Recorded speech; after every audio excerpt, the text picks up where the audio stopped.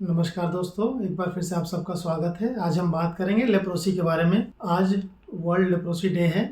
World leprosy day जनवरी के आखिरी रविवार को मनाया जाता है, पर इंडिया के अंदर वो 30 जनवरी को मनाया जाता है, क्योंकि 30 जनवरी को हमारे राष्ट्रपिता मोहनदास करमचंद गांधी जी की पुण्यतिथि है और उन्होंने लेप्रोसी के रोगी पर काफ़ी काम किया है। उनकी संवेदनाओं से जुड़कर उनके साथ भेदभाव ना किया जाए, उनका उपचार कराया जाए और साथ में लेप्रोसी का भी इरेडिकेशन किया जाए, उसका उन्मूलन किया जाए।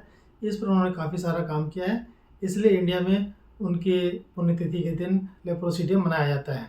अब लेप्रोसी क्या है उसके बारे में बात करेंगे। लेप्रोसी एक बैक्टीरिया से होने वाली बीमारी है।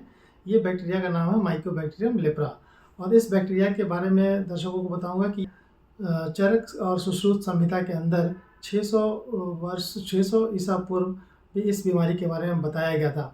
इस बीमारी से जुड़े हुए बड़े ही भेदभाव हैं, बड़े ही सोशल स्टिग्मा है। ऐसा भी देखा गया है कि अगर परिवार के किसी एक सदस्य को ये बीमारी हो जाती है तो उसको लोग घर से निकाल देते थे पहले, और वैसे रोगी आपस में मिल कर के किसी तरह से बस स्टैंड पे, रेलवे स्टेशन पे किसी तरह से गुजर बसर करते थे।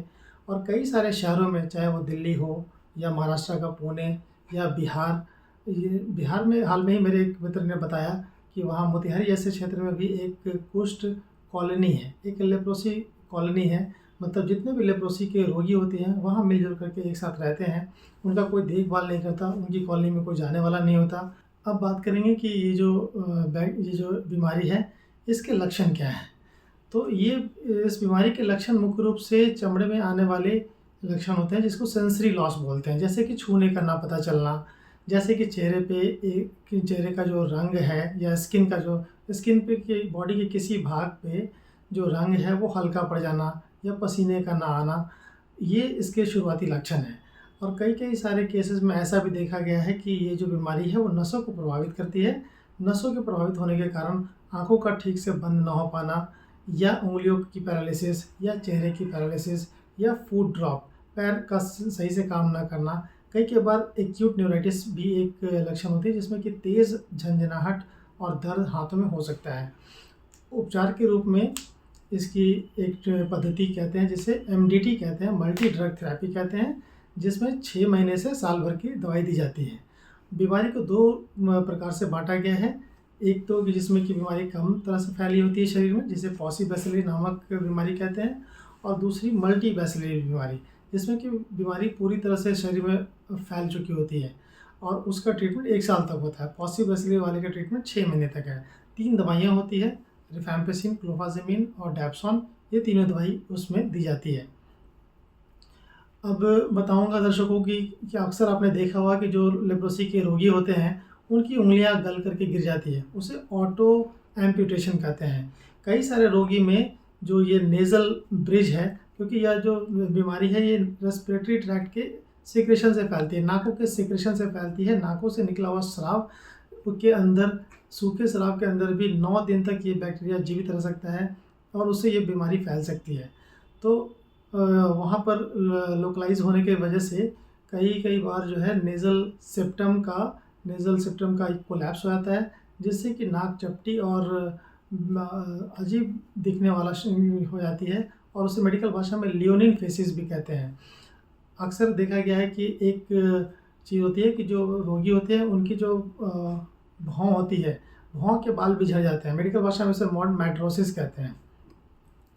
और कई सारे लोगों में जो इस चमड़े के लक्षण हैं, जैसे कि छूने का पता न चलना, जैसे कि चेहरे का रंग उड़ जाना, ठीक है, या पसीने का ना आना, ये लक्षण सबसे पहले आते हैं, लेकिन पैरालिसिस बाद में आती है। अगर आप क्रम देखना चाहें कि किस क्रम में याद है, तो सबसे पहले सेंसरी लॉस होती है, मतलब छूने का एहसास ना होना या रंग का सफ़ेद हो जाना।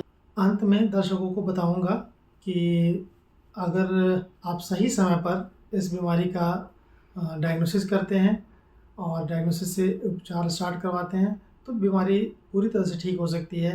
कई सारे मरीज़ ऐसे हैं जिनका कि पूरी तरह अगर साल भर इलाज कराएं और वो लेट से इलाज कराना स्टार्ट करते हैं तो कुछ डिसेबिलिटी, कुछ जो डिपेंडेंसी है उनकी हमेशा के लिए बनी रहती है। और वो और जैसे कि फुट ड्रॉप, जैसे कि रेस्ट ड्रॉप अगर एक बार हो जाए तो वो पूरी तरह से ठीक नहीं हो पाता। ऐसे लोगों में पीएमआर, फिजिकल मेडिकल रिहेबिलिटेशन का सहारा लेना पड़ता है उन्हें स्प्लिंट लगाने की ज़रूरत पड़ सकती है। जल्दी से जल्दी इस बीमारी को समझें। किसी के भी शरीर में सूनपन, झंझनाहट, पसीने का ना आना या छूने का कम पता चलना अथवा सफ़ेद दाग होना या हाथों की पैरालिसिस या चेहरे का पैरालिसिस या आंखों का ठीक से बंद ना हो पाना, अगर इस प्रकार के लक्षण हैं तो उनको जल्द से जल्द आप अपने न्यूरोलॉजिस्ट से, आप अपने डर्मेटोलॉजिस्ट से कंसल्ट करें। उन्हें पता है कि क्या उपचार करना है। 6 महीने से 1 साल तक का ट्रीटमेंट है। अगर समय से ट्रीटमेंट लेते हैं तो आप इस बीमारी से पूरी तरह क्योर हो सकते हैं। अगर किसी कारणवश डिसेबिलिटी हो गई है या ट्रीटमेंट के दौरान भी कई सारे कॉम्प्लिकेशन होते हैं, अगर वो कॉम्प्लिकेशन हो गया है तो उसके लिए फिर फिजिकल मेडिकल रिहैबिलिटेशन का सहारा लें, एक्सरसाइज करें और अगर डिसेबिलिटी हो गई तो डिसेबिलिटी सर्टिफिकेट के लिए भी आप अप्लाई कर सकते हैं और उस डिसेबिलिटी सर्टिफिकेट से आप सरकार से दी जाने वाली सुविधाओं का लाभ उठा सकते हैं। इन्हीं बातों के साथ आप सबको एक बार फिर से धन्यवाद देता हूँ।